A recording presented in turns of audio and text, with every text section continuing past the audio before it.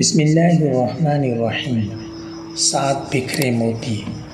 حضرت ابو ذر رضی اللہ تعالیٰ عنہ فرماتے ہیں کہ میرے خلیل حضرت محمد صلی اللہ علیہ وسلم نے مجھ کو 7 باتوں کا حکم دیا۔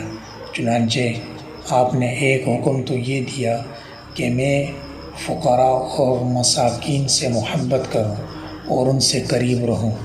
نمبر 2، دوسرا حکم یہ دیا کہ میں اس شخص کی طرف دیکھوں جو دنیاوی اعتبار سے مجھ سے کم تر درجہ کا ہو، اور اس شخص کی طرف نہ دیکھوں جو جاہ و جلال اور منصب میں مجھ سے بالاتر ہو۔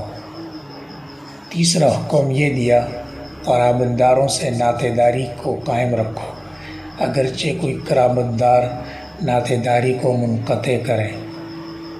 چوتھا حکم یہ دیا کہ میں کسی شخص سے کوئی چیز نہ مانگوں۔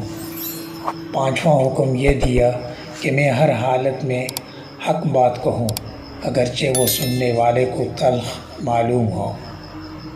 چھٹا حکم یہ دیا کہ میں خدا کے دین کے معاملے میں امر بالمعروف و نہی عن المنکر کے سلسلے میں ملامت کرنے والے کی ملامت سے نہ ڈروں۔